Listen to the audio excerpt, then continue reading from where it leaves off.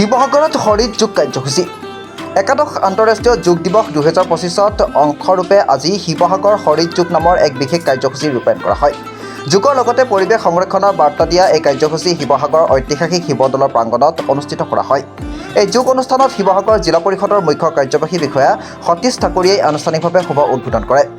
ঠাকুৰীয়ে নিজৰ চমু উদ্বোধনী ভাষণত যোগৰ অনুশীলনেৰে শৰীৰ আৰু মনৰ মাজত সন্তুলন সৃষ্টি কৰে বুলি উল্লেখ কৰি যোগক জীৱন প্ৰণালীৰ অংশৰূপে আদৰি ল'বলৈ সকলোকে আহ্বান জনায়।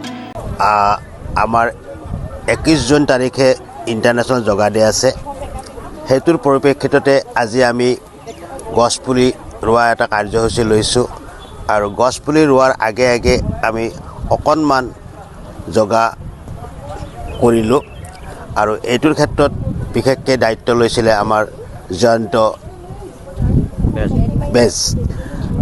তেখেতে ভালে শিকাইছে, সকলোৱে ভাল পাইছে, যিখিনিয়ে জইন কৰিছে, মই নিজেও কৰিছোঁ, ভাল লাগিছে। আশা কৰোঁ জয়ন্তই আৰু ইয়াতকৈও বেছি উন্নতি কৰক। ধন্যবাদ। আয়ুষ মন্ত্ৰালয় আৰু শিৱসাগৰ জিলা প্ৰশাসনৰ যৌথ উদ্যোগত অনুষ্ঠিত এই যোগ অনুষ্ঠানত শতাধিক অংশগ্ৰহণকাৰীয়ে কমন যোগ প্ৰট'কলৰ অধীনত যোগসমূহৰ অনুশীলন কৰে। যোগ প্ৰশিক্ষক জয়ন্ত বেজে এই অনুষ্ঠান সুচাৰুৰূপে পৰিচালনা কৰে। এই কাৰ্যসূচীৰ জৰিয়তে যোগৰ লগত পৰিৱেশ সংৰক্ষণৰ প্ৰতি ৰাইজৰ মাজত সচেতনতা বৃদ্ধি কৰাৰ প্ৰচেষ্টা চলোৱা হয়। অংশগ্ৰহণকাৰীসকলে যোগাসন আৰু ধ্যানৰ জৰিয়তে স্বাস্থ্যসন্মত জীৱনশৈলী কিদৰে গঢ়ি তুলিব পাৰে তাৰে এক চমু আভাস দিয়ে। কাৰ্যসূচীৰ অংশৰূপে শিৱদৌল চৌহদত বৃক্ষৰোপণো কৰা হয়। শিৱসাগৰৰ পৰা আফিক আহমেদৰ ৰিপৰ্টাৰ লাইভ অসম।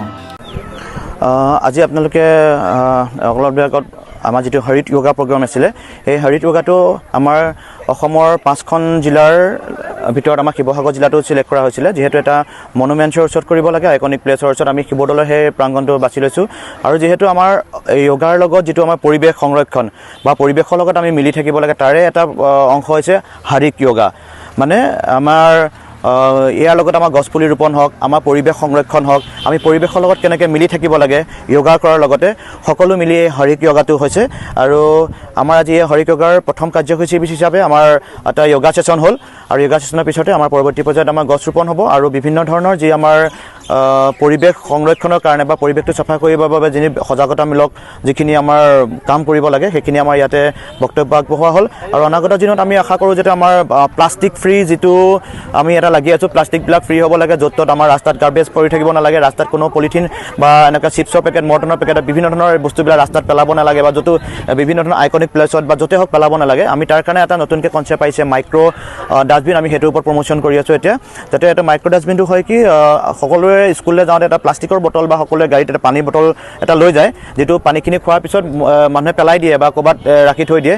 তো এই যিবিলাক আমি গাড়ীত যাওঁতে হওক বা স্কুললৈ যাওঁতে মৰ্টনৰ বাকলি হওক, চিপছৰ পেকেট হওক, বিভিন্ন অলাগতিয়াল যিবিলাক কাগজ আমি পেলাই দিওঁ, সেইবিলাক সৰুকৈ গোল কৰি সেই মাইক্ৰ' যিটো আমি ডাষ্টবিন বুলি কৈছোঁ বটলটোৰ ভিতৰতে থৈ দিব।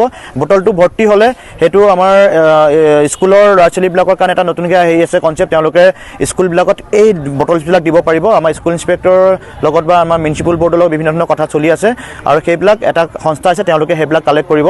আৰু যিহেতু আপোনালোকে জানে যে ৰাস্তাত যদি আমি জাবৰবিলাক বা ডাষ্টবিনত এইবিলাক পেলাই দিওঁ, বানপানীৰ সমস্যা দেখিছে আমাৰ শিৱসাগৰ জিলাত। আমি এটা লক্ষ্য কৰিছোঁ যে বহুতখিনি চাফা, আমাৰ কোনো বানপানী হোৱা নাই, মানুহখিনি আমাৰ শিৱসাগৰত বহুতখিনি সজাগ হৈছে।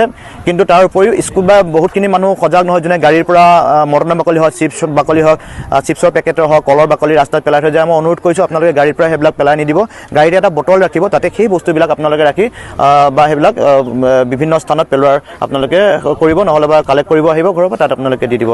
যাতে আমি অকল য়োগা কৰি থাকিলেও নহয়, আমাৰ পৰিৱেশটোহে এক নম্বৰ কথা, আমি ধুনীয়াকৈ ৰাখিব লাগিব, সেউজ কৰি ৰাখিব লাগিব। ধন্যবাদ।